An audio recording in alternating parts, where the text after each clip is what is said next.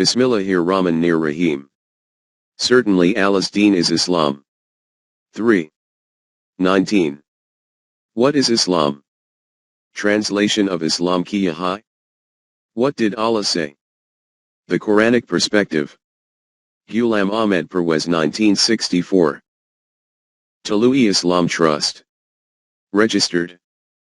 25B, Gulberg 2, Lahore. 16 Relative values. So far, we have written about those values which have a permanent status.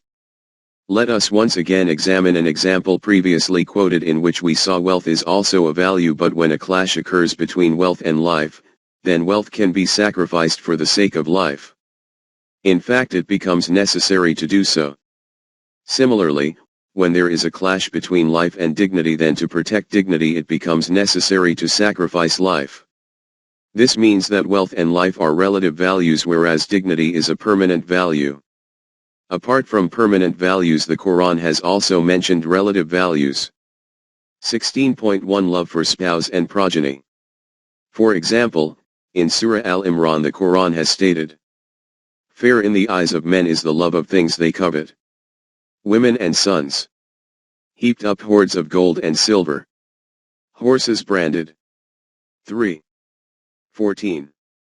This means that though these things have an inherent value, instances can occur when these material possessions and offspring can themselves become a cause for the disintegration of man. The Quran states, "And know you that your possessions and your progeny are but a trial." 8. 28.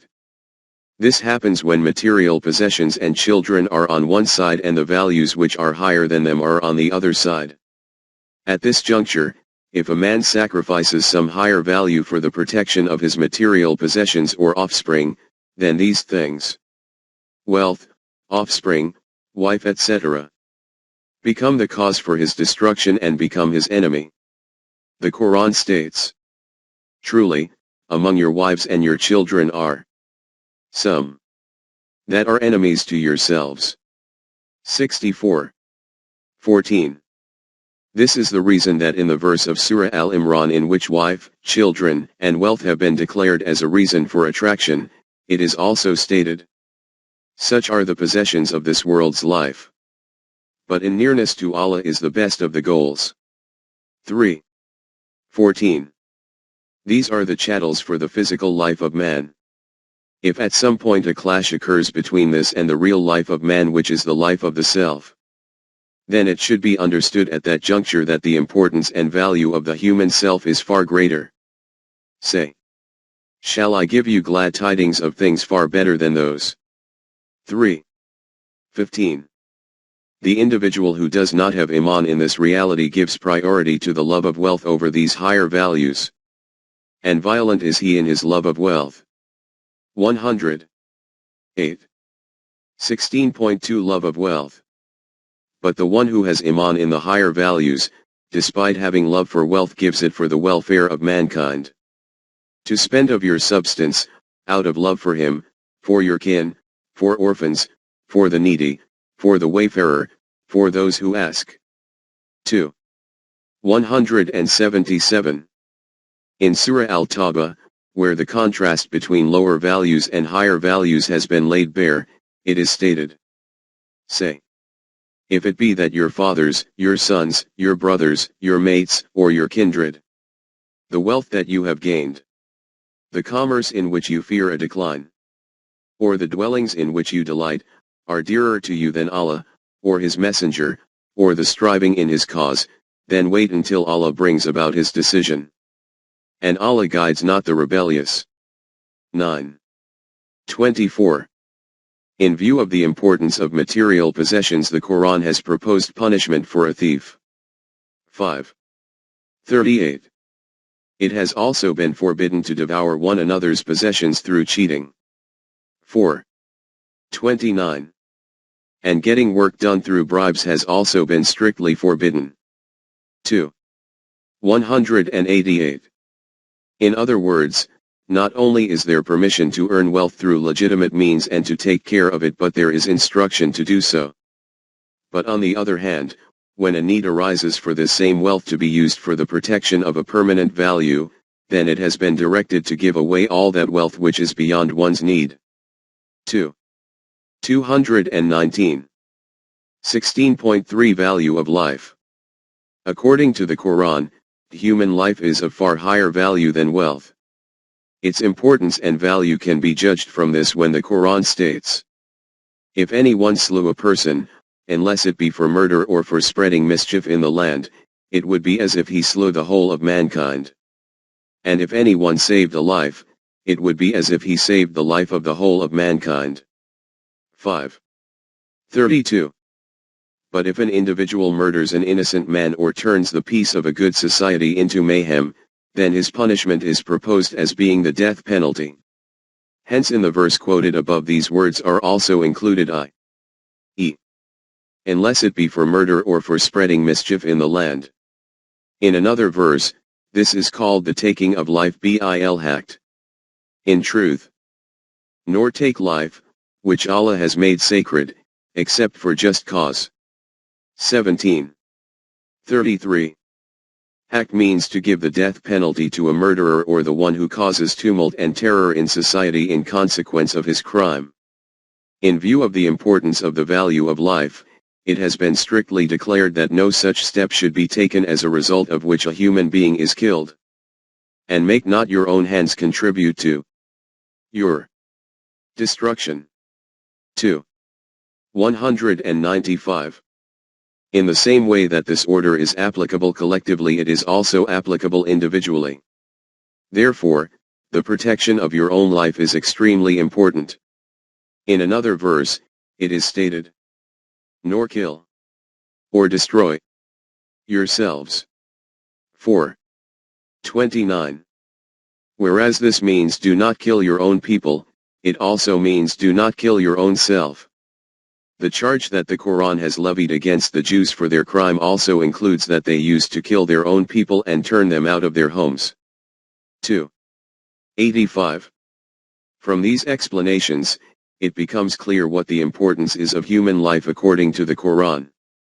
But when it becomes necessary to lay down one's life to defend the permanent values, then those who step forward willingly and happily, offering their life held out in the palms of their hands and sacrifice their lives happily, they are declared to be the holders of the highest of ranks. So much so, that it has been stated regarding this not to call them dead. And say not of those who are slain in the way of Allah, they are dead. Nay, they are living, though you perceive it not. 2. 154. They are alive, but you cannot comprehend this at the present level of your consciousness. It is obvious from this that despite being so precious, life is still a relative value. If a clash occurs between this and the protection of a permanent value, then giving your life for the protection of a permanent value is part of human eminence. This is what is meant by laying down of life for dignity. 16.4 Protection of crops and cattle. The Quran has declared that individual, nation or system who destroys crops and cattle, as the worst of criminals. When he turns his back, his aim everywhere is to spread mischief through the earth and destroy crops and cattle. But Allah loves not mischief. 2. 205. But when a nation is bent upon tyranny and destruction and there is no alternative except war to stop them in their path of destroying humanity, permission is given in this situation to go to war against them. To those against whom war is made, permission is given to fight because they have been wronged, and verily, Allah is most powerful for their aid. 22. 39. It is evident that in war, despite thousands of precautions, there will necessarily be destruction of crops and cattle, so halting of tyranny is such an obligation for which the sacrifice of something of lower value is permitted. About war itself, the Quran has declared it to be legitimate up to the time that, until the war lays down its burdens. 47. 4. In other words, permission for war has been given to end the existence of war from the world. 16.5 Fulfilling commitments. the Quran has given the fulfilling of agreements great importance. It states that the characteristic of mu'minin is to fulfill the contracts which you have made. 2. 177. This means that an agreement or contract is such a value which must be respected. But if there is fear of an agreement being broken, then this agreement can be returned to the nation with whom it has been made. If you fear treachery from any group, throw back their covenant to them, on equal terms. 8. 58. It should be made clear that the Quran has not given permission to break an agreement unilaterally. What has been said here is that if there is fear of a nation breaking an agreement, then say to them that after this an agreement between you and us will not remain. In this way, when both of you come to the same level after the dissolution of an agreement, then you can take a further step. If we look at it from this viewpoint, then respect for an agreement does not remain a relative value but becomes a permanent value. This is because the Quran has not given permission for the breaking of an agreement under any circumstances. In the case of treachery by the nation with whom an agreement is made, permission is given to revoke the agreement. After this, if any step is taken against this nation, then it will not be a step against the agreement but instead will be a step against a nation with whom you have no agreement. It is evident that at the time of making an agreement with another nation, it will be made clear under what circumstances this agreement can be considered to be void. Other than flouting agreements, the Quran also strongly forbids the use of agreements as a tool to carry out deception. In Surah Al-Nahl it is stated, "Nor take your oaths to practice deception between yourselves, lest one party should be more numerous than another." 16:92. And then it is stated, "And take not your oaths to practice deception between yourselves with the result that someone's foot may slip after it was firmly planted. And you may have to taste the evil consequences of having hindered men from the path of Allah." 16:94. From this it is evident that strict admonition has been given regarding the fulfilling of commitments. If we look at it from this respect, then the honoring of agreements is a permanent value, but because in the event of the opposing party flouting an agreement there is consequently permission to dissolve the agreement. We have therefore included this under the section on relative values. This difference can be understood as follows. For example, doing justice is a permanent value. It is not conditional on this, that as long as the opposing party does justice, you too do justice, and when it abandons justice, then you resort to injustice. Whether the opposite side does justice or not, you simply cannot lift your hand away from justice.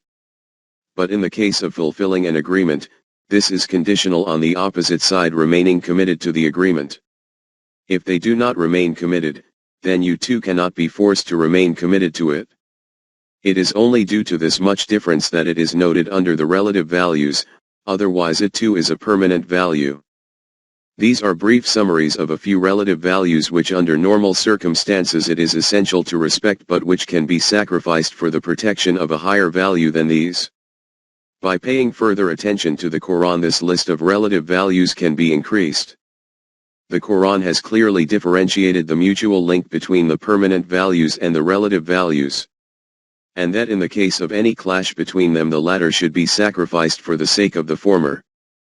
This concept has been illustrated very comprehensively through the following verse of Surah Al-Tawbah, which has already been quoted and which we feel it is necessary to repeat again at the end.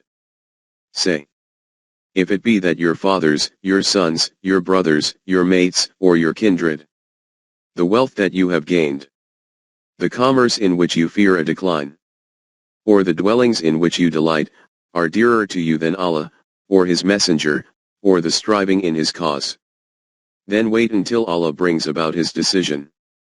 And Allah guides not the rebellious. 9:24. The correct path of life is that everything should be kept in its correct position. And whenever there is a clash between a lower and a higher value, then the lower value should be sacrificed for the sake of the higher value. It is this system of life which is called Islam. In other words, these are those permanent values which are declared to have the status of fundamental human rights in political language. Page break. 17 Woman. In the world, no animal has done to his partner what man has done to his companion in life. Among animals, other than this physical trait which has been specified by nature for the female, there is no difference or superiority in male and female. But the gulf of mutual difference between man and woman is so wide and deep that it appears as if they belong to two different species. This mutual difference of theirs is not created by nature but is created by man himself, and its foundation has been laid by the hands of man himself. According to the program of nature, amongst all animals the birth of a human child and its period of upbringing, which starts from conception, is the longest of all. During this period, for a time woman is nearly unable to carry out the normal business of life, and during the rest of the time so busy that she has little time for normal duties and occupations. Man is free and unhindered from all these duties and engagements. Therefore, according to the principle of division of labor, he earns sustenance and is responsible for meeting the needs of woman. 4. 34. 17.1 Is woman lesser than man? Nature defined this program for the reproduction and training of human progeny, but man took unfair advantage of this constraint and feature of woman. And as happens with every indigent, he made her his subject and slave. In order to make the chains of slavery stronger, it is necessary that this belief is embedded into the heart of the subject that he is inferior to the ruler and master, and that nature has indeed created him solely for this purpose of obedience and compliance. To achieve this purpose, religion, i.e., the self-devised religion of men, is a very effective instrument.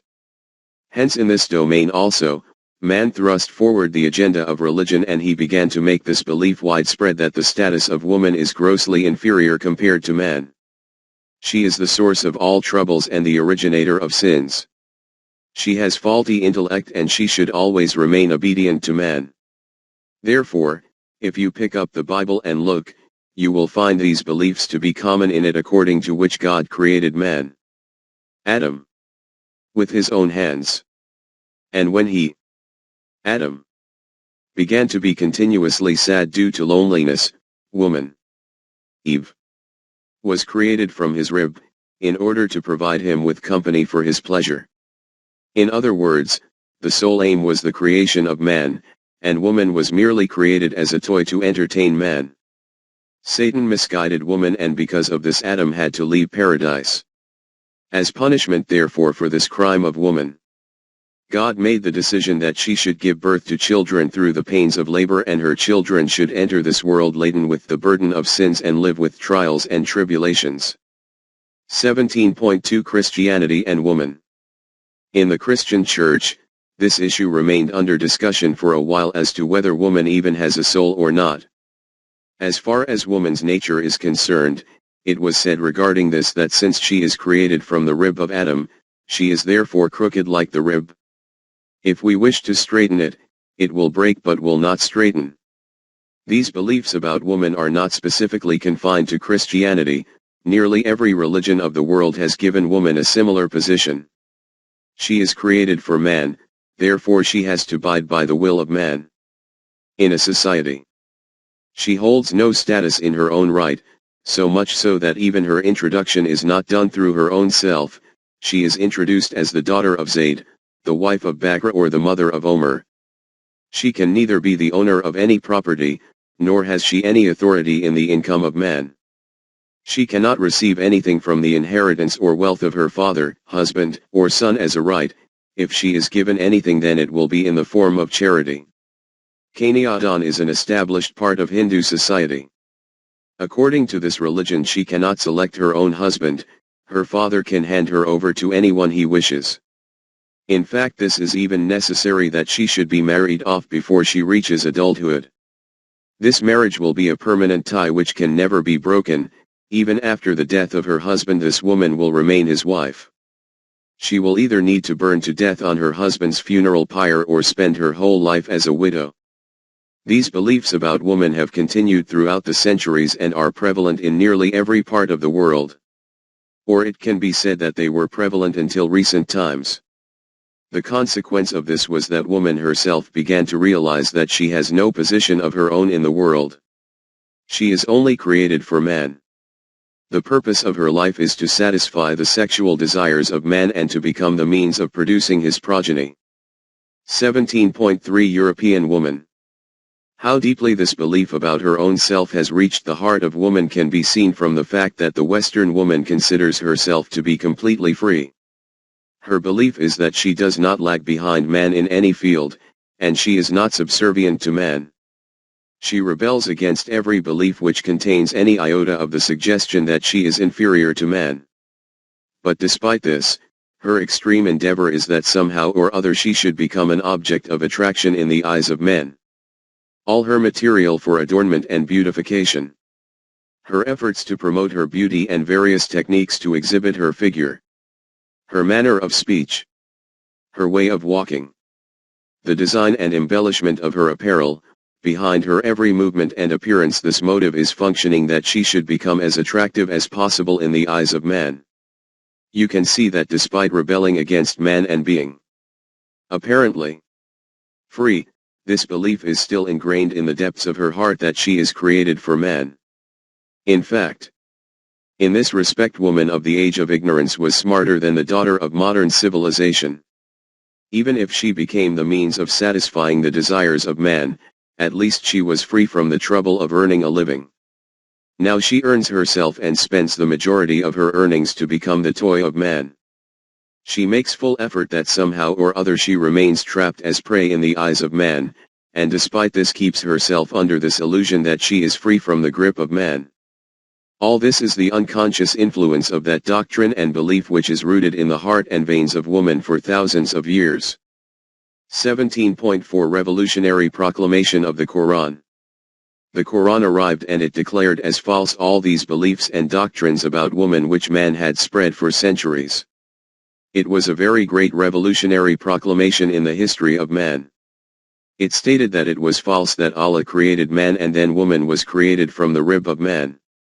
It has already been noted that according to the Quran this concept is wrong, that the beginning of mankind happened as follows, that Allah somehow created a man or a couple, and then from them the process of reproduction of mankind proceeded.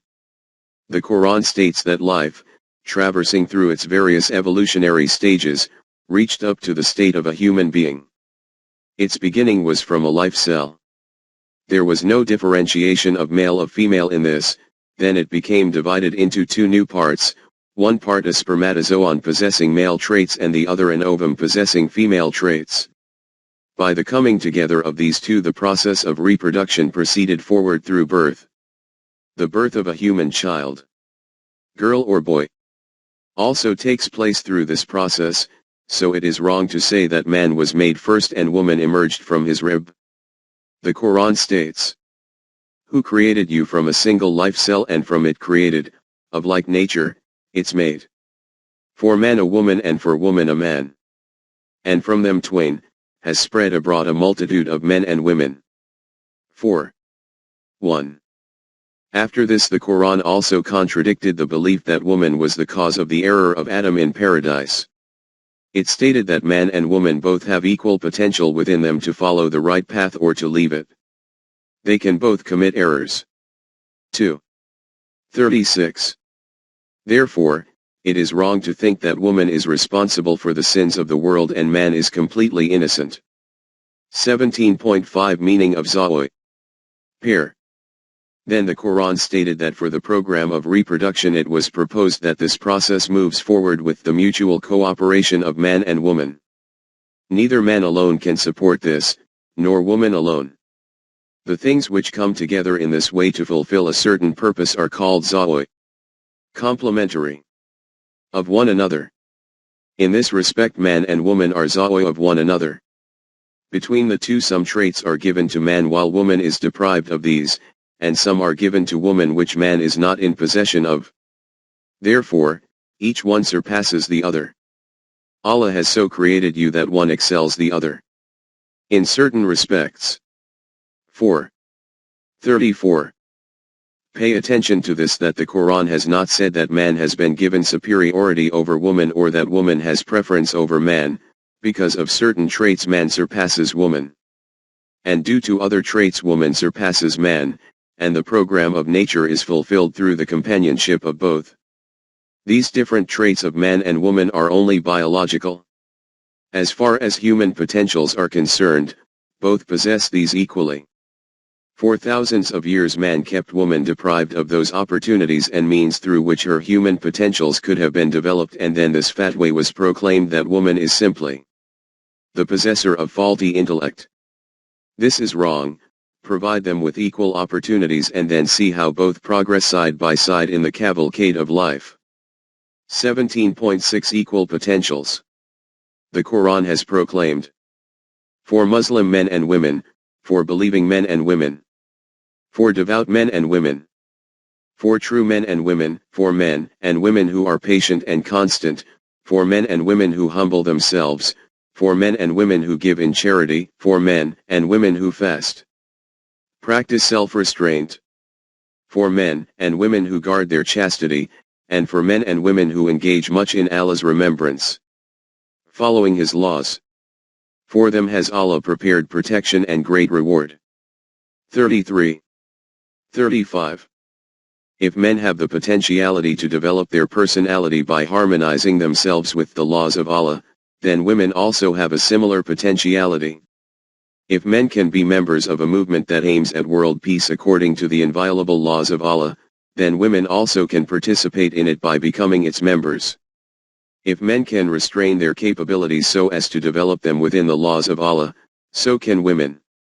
If men can vindicate the truth of their conviction through its practical implementation in life, so can women vindicate it. If men can remain steadfast on the path they have chosen, so can women. If men have an inexhaustible capacity to be more and more in harmony with the laws of Allah once they are set on this path, so have women this inexhaustible capacity. If men can sacrifice lower values for higher values, so can women. If men can exercise control and do not violate the limitations set on them, so can women. If men can keep their sexual urge within the desired limits, so can women. If men can understand the laws of Allah and focus their activities in life on them, so can women. Now, if both men and women have equal capacities and potentialities, their results should also be the same for both of them. Hence, both will enjoy protection and security and all other such benefits and joy that will come out of their deeds. In another verse, the Quran has also stated another trait of Momin women as being those who travel. 66. 5. Similar to men who travel. 9. 112. Reflect on these explanations of the Quran. And then see concerning which part of life is it that it has stated that men have the potential for it but woman does not, man can do such and such but woman cannot do it. Man can become all this but woman cannot. This is why the Quran has declared that the righteous deeds of both men and women will be worthy of equal recompense. If any do deeds of righteousness, be they male or female, and have iman, they will enter paradise and not the least injustice will be done to them. 4. 124. So much so that the Quran has also stated that whatever man will earn it will be his share, whatever a woman earns it will be her share. To men is allotted what they earn, and to women what they earn. 4. 32. 17.7 Affairs of State and Woman. It is generally said that women cannot participate in the affairs of a state. But this belief is also based on ignorance of the Quranic teaching. The Quran has declared that the basic duty of the Islamic State is to promote good and forbid evil. Those who, if we establish them in the land, establish salat and give zakat, enjoin the right and forbid wrong. 22. 41. About this duty it is stated, the believers, men and women, are protectors one of another. They enjoin what is just, and forbid what is evil. 9. 71. From this it is clear that women are equal partners in the performance of duties in state affairs. In addition to these explanations, it is important to bear in mind one fundamental principle, that the basic teaching of the Quran is that there can be no differentiation between one human being and another by birth. The whole edifice of its teaching is raised on this very foundation. This is the reason why it does not differentiate between a Brahmin and a Shudar classes in the Hindu religion. In relation to birth, it does not differentiate between a child who is born in a hut and one born in a palace. Keeping this principle in mind, see that if in some individual's house a boy is born and a girl is born, in this respect there is no magic trick of the boy because of which he became a boy, and neither is there some crime of the girl's that she is born a girl. Now if we consider this principle as being true, that a girl is inferior to a boy, or a woman to a man, this means that due to the criterion of birth we consider one set of human beings as being superior and another set as being inferior. And this differentiation between them is such that the inferior group, i.e., women, can never eradicate it, though she may try 1,000,000 times. Now consider how, as a result of this wrong belief, that man attains superiority over woman due to just being a man, the most eminent teaching of Islam is left torn from the very root of its foundations. This belief is of our own creation. The teaching of the Quran remains pure from this. 17.8 Importance of family life. An animal child is only in need of physical nourishment from the mother, or from the mother and father. It is not in need of any training. After physical nourishment, it becomes that which it was created to become. The offspring of a goat is a goat, the offspring of a lion is a lion. But, in order for a human child to become a human being, other than physical nourishment, training is also required. This training can take place in the environment of a home. This is that necessity for which the Quran gives great importance to family life. When examined closely, this reality becomes patently obvious that, what we term a society, is actually the expanded form of a home. In the morning, homes expand and become a society, and at night the society shrinks and becomes confined to the homes. In the Arabic language, the word Ummah is used for a nation. The Quran has also used the word Ummah for the type of nation which it desires to shape. Jamaat of Mu'minin. The word Ummah is derived from which means mother. This means that the growth of the Ummah takes place in the lap of the mother. This is the reason it wishes to make the home as a model for this society, which it terms as an earthly paradise for the mankind. 17.9 Harmony in intellect and understanding. The fundamental condition to make a home a paradise is to have complete harmony of intellect and understanding, ideas, and beliefs between husband and wife. The Quran states in clear words that to marry while holding conflicting beliefs about life is to make the home a hell. In contrast, the home becomes a paradise when there are compatible beliefs and outlook. It states, "Do not marry unbelieving women, until they have Iman.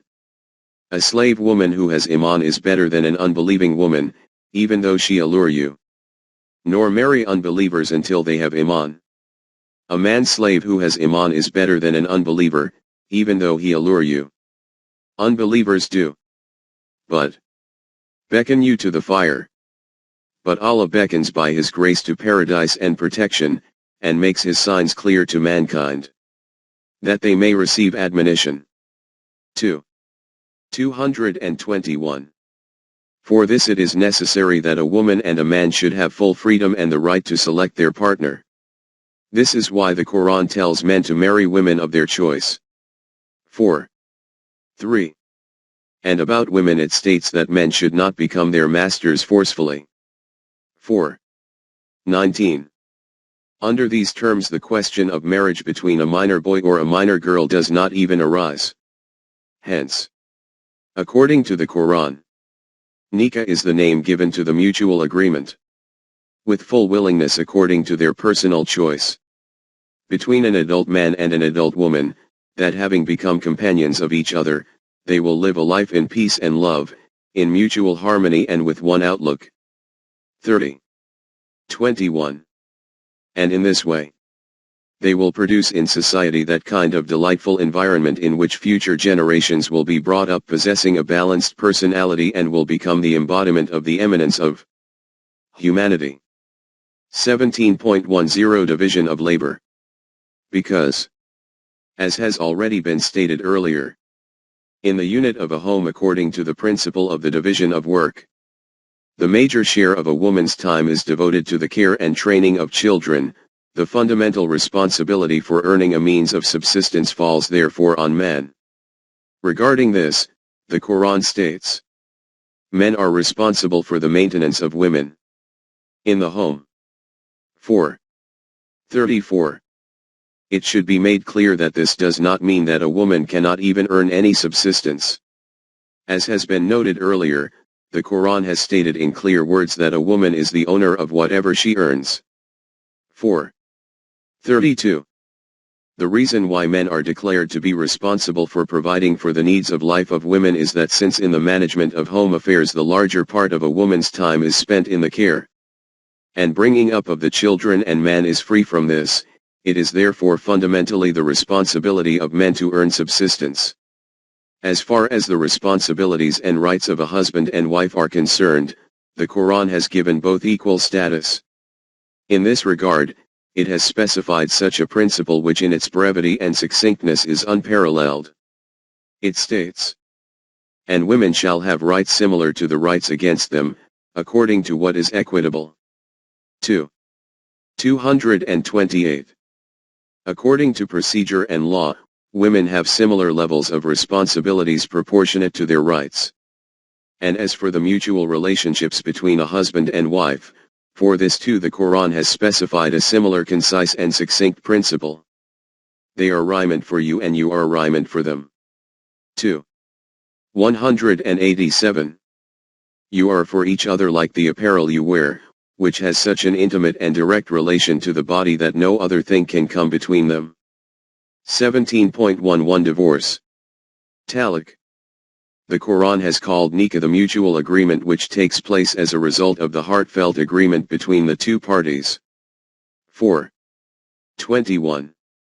It emphasizes that a proper appraisal should be carried out prior to this agreement and it should be assured in every way possible that this agreement will last for the duration of life with success and harmony.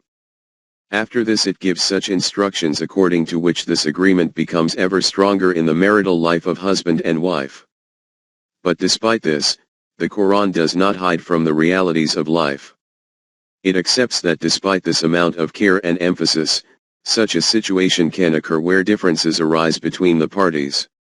In such an eventuality, it makes it the responsibility of society that it should try its utmost to erase their mutual differences.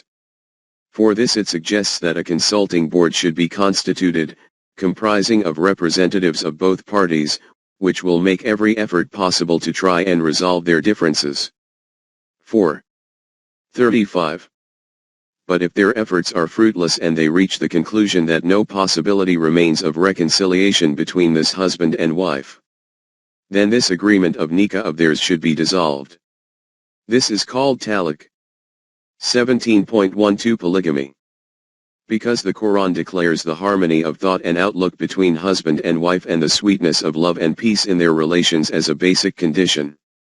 Therefore the question of a second wife in the presence of a wife does not even arise in this. The general principle of Islam is monogamy.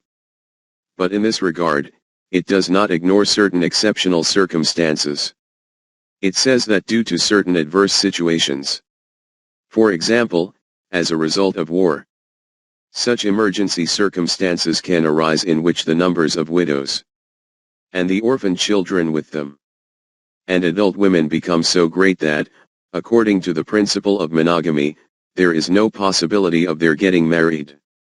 In such a situation, it is obvious that sexual promiscuity can spread within society. The Quran states that in order to take control over such emergency circumstances, there can be an exception in the principle of monogamy. It states, and if you fear that you shall not be able to deal justly with the orphans, then marry women of your choice, 2, or 3 or 4, as the situation demands. But if you fear that you shall not be able to deal justly with them, then marry only 1. 4. 3. Bear in mind that those Muslim women who become widows or become of marriageable age and for whose marital life there are no Muslim men available, become an important problem for society. This is because a Muslim woman can never marry a non-Muslim man, she has to marry within Muslims, and because of the principle of monogamy this is not possible. Due to this abnormal circumstance, the Quran has put forward this solution. But the basic condition for this is that justice be done to these new arrivals and their orphan children, and if this is not possible, then there is no permission for even this solution. 4. 3. The basic requirement for justice will be that there should be willingness for this from the first wife. And if someone has no first wife, then between the women that he wishes to marry. If they are not willing for this, then justice will be impossible. The home will become hell.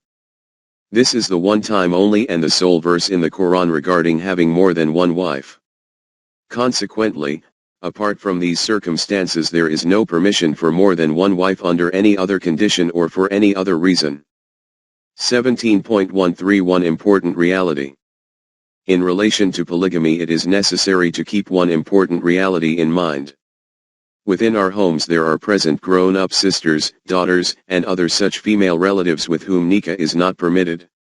We interact day and night with these adult girls and women, but not even the remotest idea of any sexual urge arises in the hearts of these men and women. In this environment life passes in complete security and chastity. Within this sphere adult girls and unmarried women have complete trust in these boys and men that there is no kind of danger from them. Why is this? Because this is that sphere in which nikah is not permitted with each other. Now it is obvious that the degree of sexual security and peace prevailing within a society will be according to the extent to which the sphere is widespread. And women will feel an equivalent degree of peace and trust from men. When monogamy has been accepted as a principle. Then when one man marries some woman, then after this, in the presence of his wife, this man's nikah becomes declared as illegitimate for every other woman in the world. Now see from this how wide that sphere has become within which the environment of sexual peace and security becomes the norm, and in which women have complete trust and freedom from fear of men. 213. Be aware that we are discussing that society in which fornication is declared as haram. In this society, after the marriage of a man, neither can a woman look at this man with the thought that he should marry me, nor can the man cast an eye on another woman with the thought that he should marry her. Furthermore, see also how contented a life this man's wife will spend. She knows that in her presence her husband can never even have a passing thought about any other woman that he will marry her, nor can he develop an illicit relationship with anyone. But if in a society there is complete freedom regarding polygamy, then as a result this whole environment of peace and tranquility will become a hell of fearful heartbeats and trepidation and an inferno of doubts and suspicions. The wife of this man will be in a constant state of apprehension that who knows when he will bring along another wife. Whichever woman wishes, she can begin to attempt to attract this man to herself so that he can make her his wife. Man can look at every other woman with desire because to bring this woman into his nikah is neither a crime nor a sin. Have you contemplated how with this difference what the map of a society will change into and become? By forbidding zina and by establishing monogamy as a principle, the Quran has uprooted all those evils from society due to which woman remains apprehensive of every man. And from this created a paradise-like environment of peace and tranquility. But along with this, recognizing the need for polygamy in special circumstances, also protected society from those devastations in which the West is so gravely immersed. 17.14 Slaves and concubines. At the time of the revelation of the Quran, slavery prevailed in nearly every nation of the world. We have seen that the fundamental teaching of the Quran is based on respect and equality of humanity. It declares this to be a permanent value which cannot be transgressed in any circumstance. It is obvious that in these circumstances how could it have declared this curse which was burning and destroying humanity, like slavery, to be legitimate and permissible. In this era, prisoners of war were made slaves and their women, concubines. The Quran gave the command regarding prisoners of war that they will in any case be released. Thereafter is the time for these prisoners of war, either letting them go as generosity or through ransom. 47. 4. While they remain with you as prisoners, they will be treated humanely, because the Jamaat of Mu'minin can never do anything in any circumstance which is contrary to the permanent value of respect for humanity. In this way, the Quran closed the door on slavery. But in the society of the Arabs in those days, slaves and concubines were plentiful. If the Quran had given the command to turn them out immediately, the structure of the society would have become chaotic. This is why it gave such orders and commands, due to which all the slaves and concubines could become gradually either free or assimilated as members of Muslim households, wherever in the Quran or whom their right hands possess. 23. 6. Is mentioned. This refers to those slaves and concubines who were present in the society at that time. Therefore, after they have become free or have become absorbed within the society, according to the Quran, there is then no question even arising of slaves or concubines. This concept is against the fundamental teaching of the Quran. 17.15 The purpose of sex. Regarding the mutual relations between man and woman, the greatest revolutionary concept that the Quran presents is about sex. There is no doubt that man says that the sexual relationship between husband and wife is for the sake of producing progeny. But it is an undeniable truth that due to this relation the foremost aim is satisfaction of sexual pleasure. Man has viewed and made woman a means to the satisfaction of his sexual desire, and from marriage the objective is understood to be the gain of legal and social legitimization of this sexual desire. We do not need to go into the details here of the degree to which devastations have been produced in the history of mankind due to this concept. That the objective of sexual relations is to satisfy personal desire. It is the consequence of this, that like wealth and land, woman has also become a problem for man, and will continue to remain so till man establishes a correct concept about sex. The Quran has presented the correct view about sex. If you look at animals, the purpose of sex is reproduction. It is not the satisfaction of sexual pleasure. As with other matters, nature has retained control of this in its own hands. Sexual desire only arises in animals when, according to the established program of nature, the time for mating and conception occurs. Once this aim is achieved, this emotion falls silent in both the male and the female.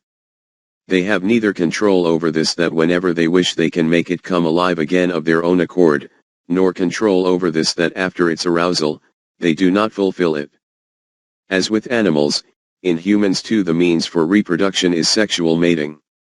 This means that sexual relations are associated with the physical life of man. But as we have already seen, the difference between man and other animals is this, that animals have been created constrained by nature, while man possesses free will and intention. A man and a dog both know that poison can be a reason for their demise. A dog will never eat poison of its own accord because it has never been given the ability to choose to eat what it wishes and to refrain from that which it wishes. But man can eat poison of his own accord and commit suicide. Man has been given a similar choice in the matter of sexual mating. Man being a holder of free will and intent is a reason for him to receive 1,000 benefits. But on the other hand, this very freedom to choose of his is also the reason for his destruction and ruin.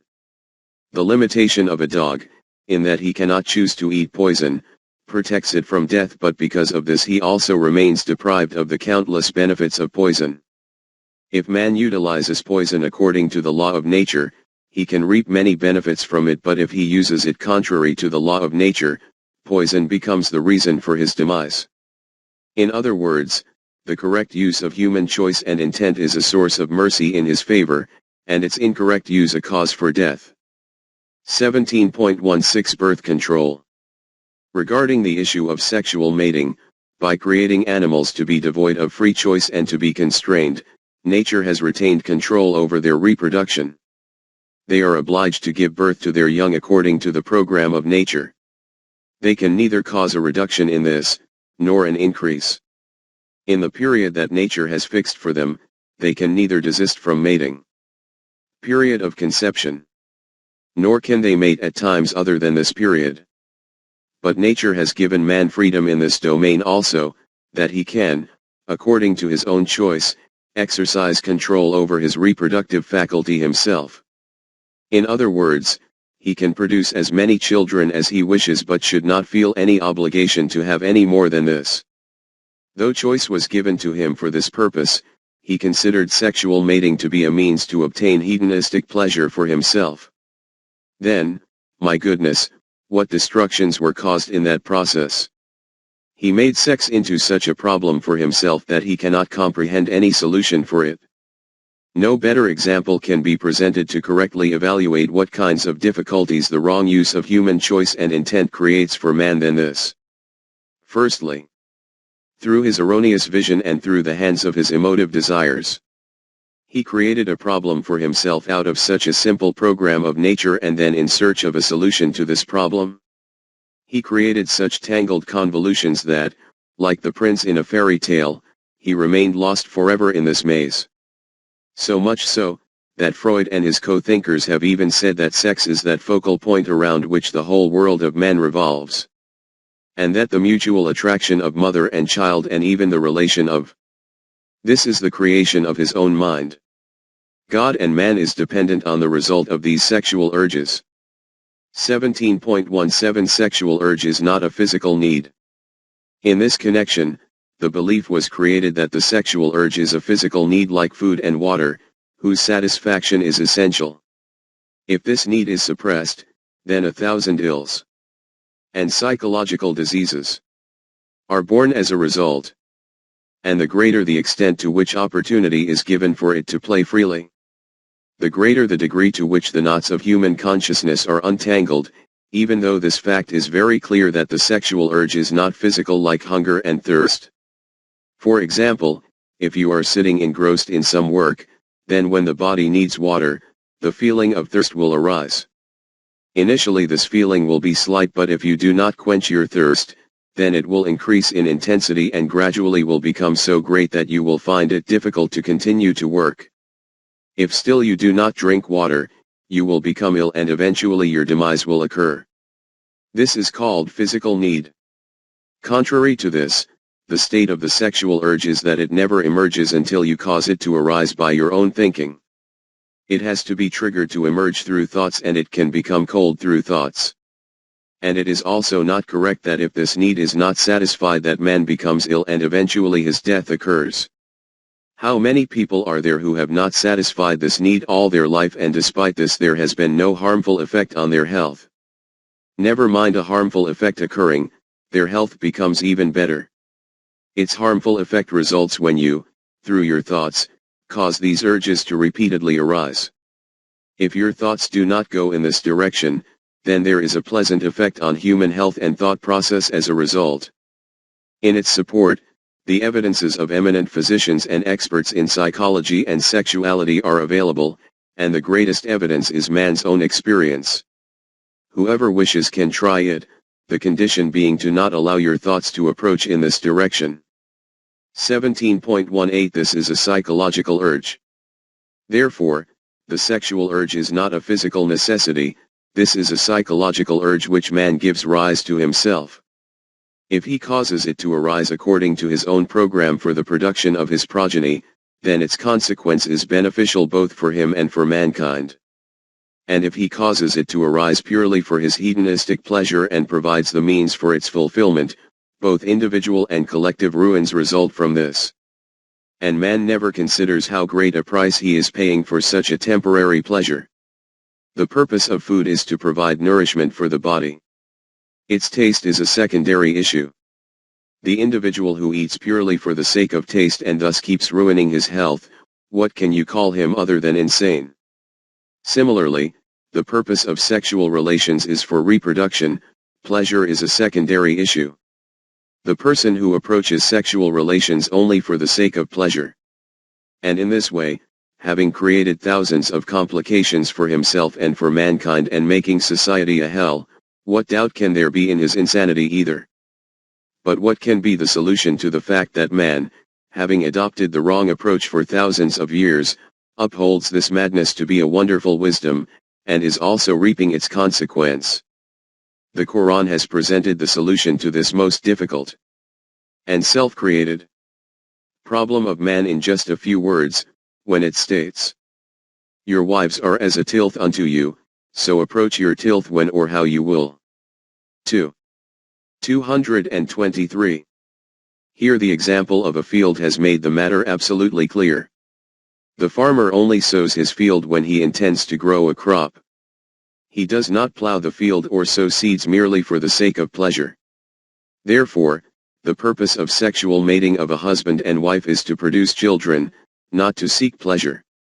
Sexual mating should only be at a time when the aim is to produce children, and offspring should be produced according to your own program.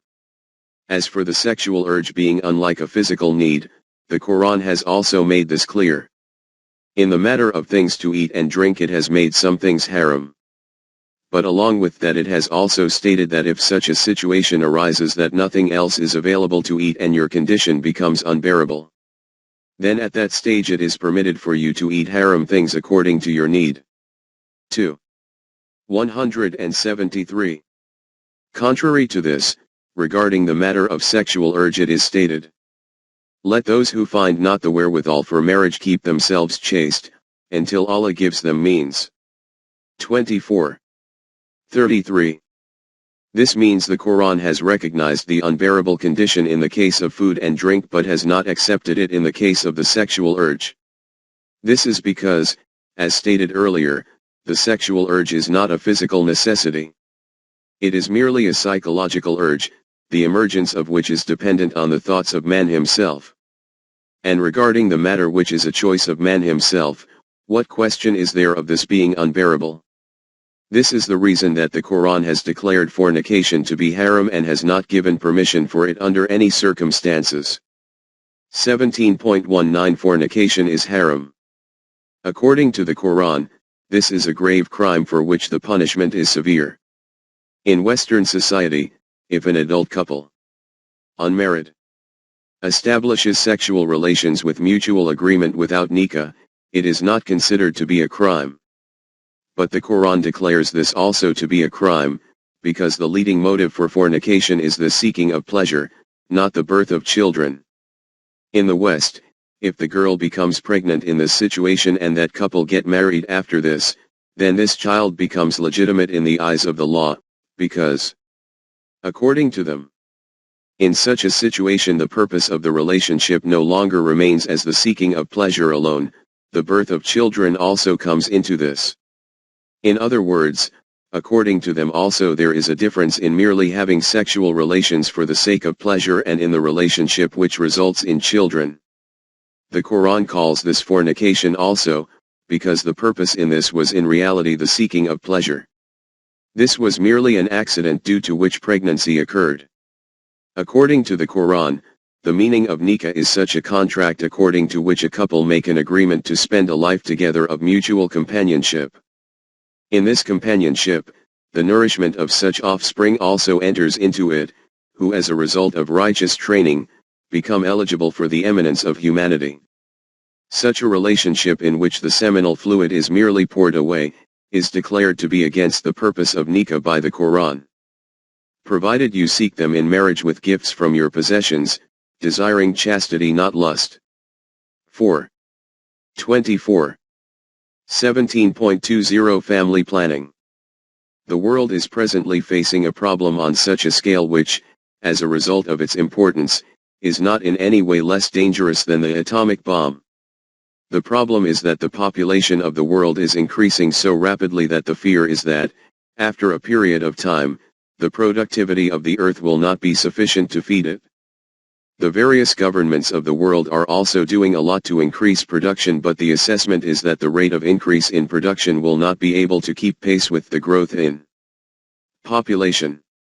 In order to counter this danger, it has been thought that this unchecked increase in population should be halted.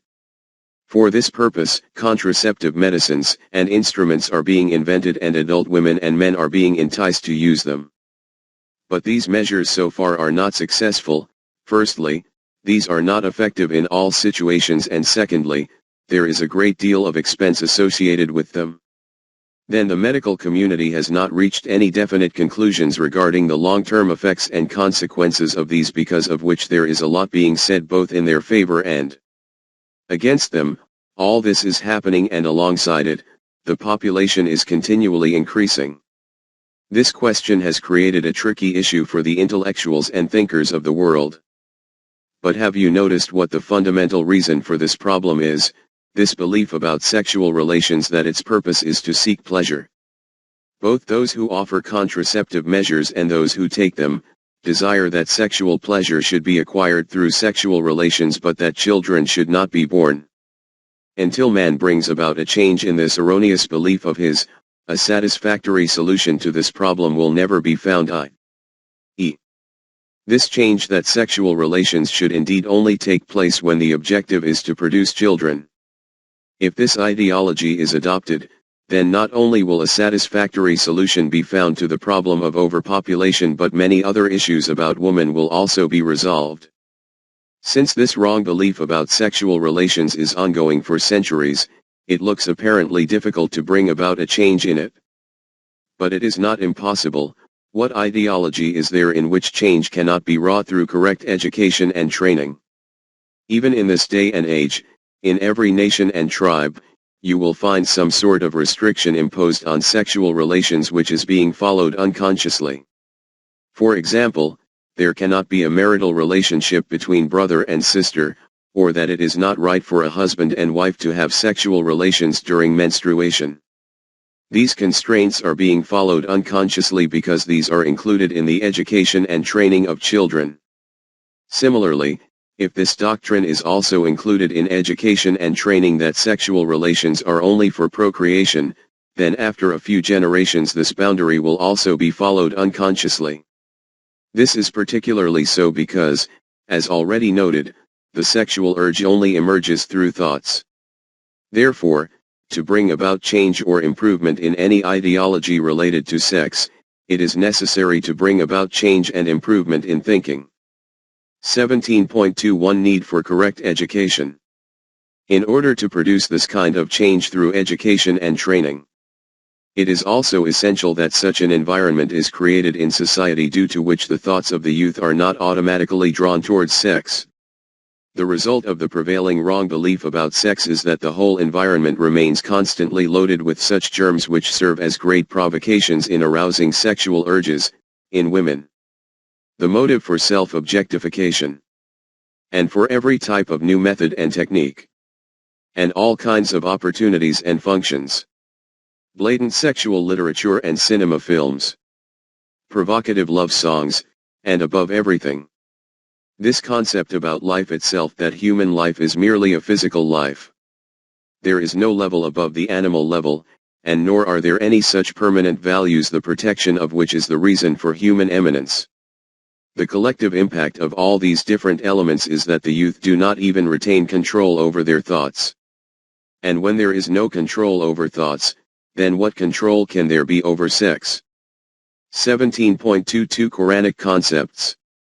The Quran proposes such a comprehensive program, by acting according to which the right change takes place in the beliefs, concepts, thinking and perception of man, and the environment of the society remains pure and clean from these germs which become the reason for leading to wrong motives under the influence of emotions. For example, it presents a fundamental concept about life that it is not at an animal level. It is higher than this at a human level, and its development occurs by protecting those permanent values which have been bestowed through revelation. The protection of chastity is also a permanent value. It removes from the heart of woman the wrong assumption that she has been created for man, and that her only purpose in life is to somehow or other remain attractive in the eyes of man. It tells her that she has a separate, individual, and unique status, and that the ultimate aim of her life is the same as that of a man. As far as being a human being, there is no difference between a man and a woman. The only difference between them is in physical traits, which are necessary for a woman in relation to the procreation of the human race. A woman can develop her human potentials in the same way as a man can, and after carrying out those duties which nature has specified for her, she can work alongside man in every field of life. When this incorrect belief is dispelled from her thinking that her purpose in life is to remain attractive in the eyes of man, then the lowly emotion of displaying her beauty will also leave her heart, and by the departure of this emotion hundreds of knots will be freed. The Quran does not wish to confine woman within the four walls of the home. It reforms this wrong concept which becomes the motive in her for displaying beauty. Rather than becoming the toy of man, it teaches her to become his companion in the journey of life. 17.23 Adornment and Beautification. It should be made clear that the Quran does not declare adornment and beautification, ornamentation, and decoration, as being haram. Contrary to this, it clearly proclaims, "Say, who has forbidden the beautiful gifts of Allah which He has produced for His servants, and the things, clean and pure, which He has provided for sustenance?" 7.32. The finer arts automatically come within the domain of adornment and beautification because they are the means by which to demonstrate and manifest the beauty of the universe. The Quran forbids woman from self-objectification on those occasions where she may become the instrument for provoking thoughts of sexual urge among men. 24. 30-31, 33. 33. The Quran removes this wrong belief from the heart of man that the aim of the sexual relation is to satisfy lust. It tells him that its aim is only for procreation, therefore other than for the production of offspring, the sexual relation is against the will of nature. And in order to have children, the legitimate form of sexual relations is via organized marriage. It suggests such a program of education and training for children through which their human potentials are developed. The higher purpose of human life remains plainly in front of them, and they do not fall to the lower level of an animal existence. It does not allow the environment to be contaminated with such germs which lead to the creation of sexual perversion. The Quran declares the protection of chastity to be a permanent value, and its transgression a crime, for which there is a severe punishment. Western thinkers and researchers are themselves reaching this conclusion after their own investigation and research, that the safeguarding of chastity is extremely important for human evolution. In this connection, we consider it sufficient to note here briefly the summary of the research by Dr. J. D. Unwin of Cambridge University. He studied the sexual practices of 80 primitive tribes living in various parts of the world, and after this he studied 16 societies of civilized nations. He published the outcome of this research with great care in his book, Sex and Culture. He writes in the preface of this book, briefly stated, "My final conclusion is that the cultural behavior of any human society depends, first, on the inherent nature of the human organism, and, secondly, on the state of energy into which, as the result of its sexual regulations, the society has arrived." The conclusions he reaches after studying the social culture of 80 tribes are as follows. That group was on the lowest level of culture in which sexual intercourse without marriage was openly permitted. The tribe in which there were some restrictions on sexual relations without marriage were on the middle level. And at the highest level were only those tribes which insisted on premarital chastity. Summing up the results of his investigation, he says, "I submit, therefore, that the limitation of the sexual opportunity must be regarded as the cause of the cultural advance. Again, no society can display social energy unless a new generation inherits a social system under which sexual opportunity is reduced to a minimum. If such a system be preserved, richer and yet richer tradition will be created, refined by human entropy." Unwin's concluding remarks deserve careful consideration. If a vigorous society wishes to display its productive energy for a long time, and even forever, it must recreate itself. I think, first by placing the sexes on a level of complete legal equality, and then by altering its economic and social organization in such a way as to render both possible and tolerable for sexual opportunity to remain at a minimum for an extended period, and even forever. In such a case the face of the society will be set in the direction of the cultural process. Its inherited tradition would be continually enriched, it would achieve a higher culture than has yet been attained. By the action of human entropy its tradition would be augmented and refined in a manner which surpasses our present understanding. The Quran, by giving woman rightful equal status, lays such limits on sexual relations due to which human society, journeying through evolutionary stages, keeps reaching ever higher levels. 83:19.